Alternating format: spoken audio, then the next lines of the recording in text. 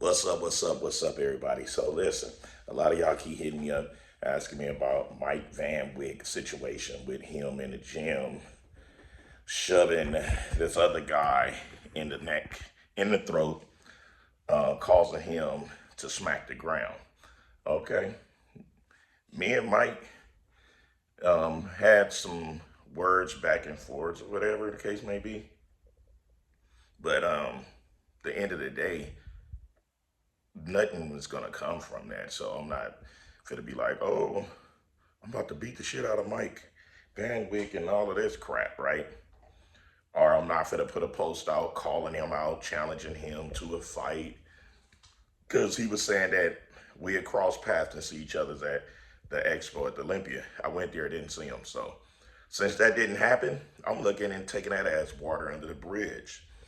Now, others are hitting me up like, did you see what Fouad said? Fouad said that him and Mike gonna still be friends. He's still gonna be on the podcast as much as he want. He's not gonna turn on his friends because they've gone through turmoil, whether they're right or wrong, and all of this. Like, that's jacked up. Fouad should kick him off the podcast. Fouad should stop being friends with him and all of this. Here's the thing. I 1000% agree with Fouad. I'm gonna tell you why.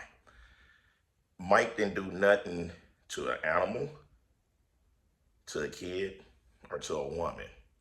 Now, those are lines that makes you have to question your friendship with this individual. You know, beating the brakes off a woman like she's a man, beating a child, molesting a child, starving and beating on animals every chance you get. Those are situations where you question your friendship on how much do you know this guy? Is it worth being his friend and everything, right?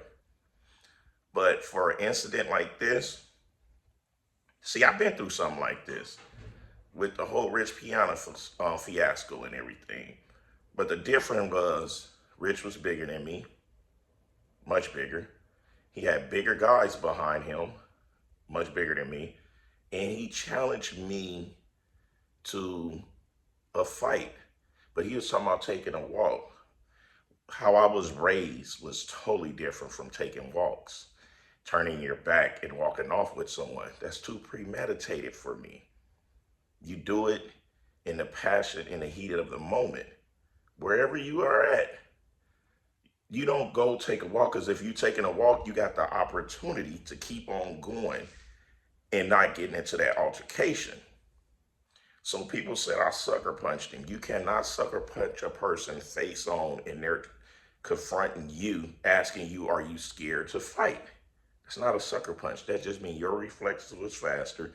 That other person wasn't prepared for that. They was prepared for you to bow down and take a knee.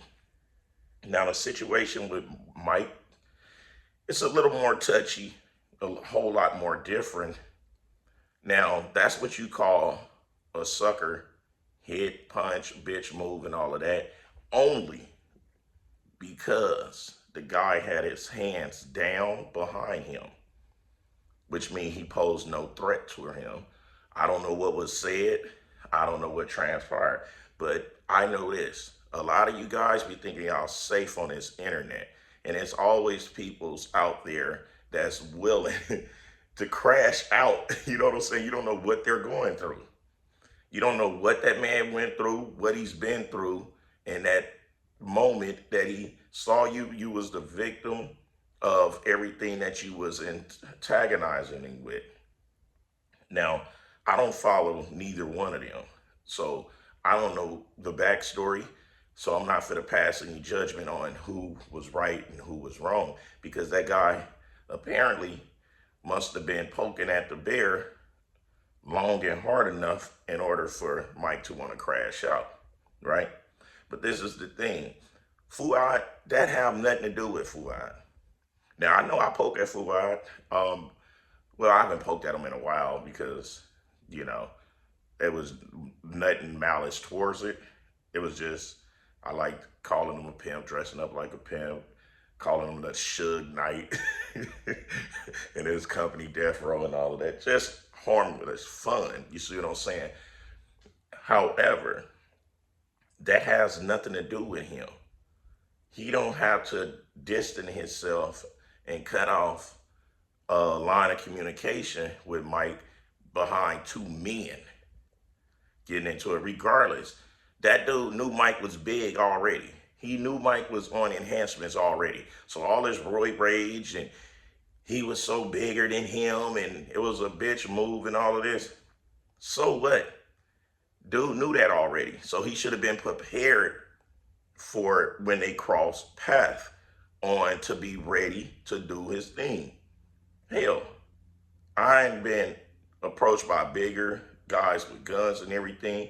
I ain't tucked my tail because 9 times out of 10, I didn't start the stuff. So I know I walk with my ancestors and everything. So I'm going to be protected, which I'm always protected when it comes to those situations. But I'm not fit to go bear hunting with a switch and then get mad when I get mauled. So you got Muscle Decor making a video about it, stating that it was how wrong it was, and Muscle Discord, and they all stating how wrong it was, other than Lee Priest. That's my guy, man. I'm telling you, I go to bat for Lee Priest. Love that man. He is the only one with general common sense because we all have friends that do fucked up shit. I have friends and family members that do terrible shit, even myself. But my good outweigh the bad, so I can sleep good at night. If I have to cut off those that I did some bad and did this and that, I'm like Lee Priest. I won't have no partners. I won't have no buddies. I won't have anyone to call on or anyone to just shoot the shit with. You can't be judging people's based off of them reaching their boiling points. Us as men, we go through a lot in this world. So we need to be very respectful to each other's because we are always on a crash course to be willing to crash out. Then I'm hearing them like, oh, he should be in jail and all of this. I hate hearing someone that based their channel on antagonizing and talking shit and passing judgment on people to say someone should be in jail and all this call the cops shit, because that's a pussy. That's a bitch. If you know you the type to call the cops and all that, keep your fucking mouth shut. Stop sitting there talking so much shit and constantly bringing up Samson and his wife in nearly every video. Like, because what you think gonna happen if he ever cross path with you? He might have one of those moments, he might grab you by your damn throat and slam you. You know, sometimes just because it's a gentle giant don't mean that that gentle giant is someone to be played with. You know, when I went through my situation with that Rich Piana shit, I'm glad my friends didn't turn on me. I'm glad Jay Cutler kept me on his channel. I'm glad Dexter kept fucking with me and filming. We going filming and every day we hanging out at the crib and shooting the shit. I'm glad a lot of them didn't turn their back on me when that happened. You see what I'm saying? Because they all know in order for Mack Truck to do something, you had to do something to him. Because 9 times out of 10, all I got to do is just speak and say certain things, and that'll make a person leave it alone. You know, now I wish Mike Van-Wyck good karma with this situation, because I heard a boy went to the hospital to see if he had some internal damage and all this shit. You keyboard warriors need to quit, man. Y'all need to quit, because if y'all gonna be such keyboard gangsters and tough behind them cameras, and then when you come in path with these people, and the first thing you do is want to run to the hospital and then file charges, you might want to find someone else or something else to do, because you're not the shit in real life. Stop letting the cameras make you think you're tough. Because I can remember Mike Van-Wyck telling Matt that he gonna see him and he want to see he still keep that same energy. So Matt might want to be careful. You might want to be careful, because he bought 5'5" or some shit like that. And we already see Mike Van-Wyck don't mind grabbing a person by their throat, slamming their ass. And they in Canada together, so he might want to be careful, because he might be willing to crash out that day. You know, now I'm just trying to find a little humor in it, because it's truthful humor that boy might want to be careful because Mike Van-Wyck already told him to keep that energy. He gonna stump down on him. I said, damn, I got in it to try to defend this dude to help him out so he could be safe in his own hometown. But shit, hey, it's a green light on him because I ain't even dealing with that dude no more because he has too much negative inside of him, too much negativity, and I can't do it. So I agree with Fouad 1,000%. I agree with him. He's doing the right thing. He's a real stand up for that. You only being tested when you ain't your lowest. And right now, Mike gonna be at his lowest with this situation for quite a while.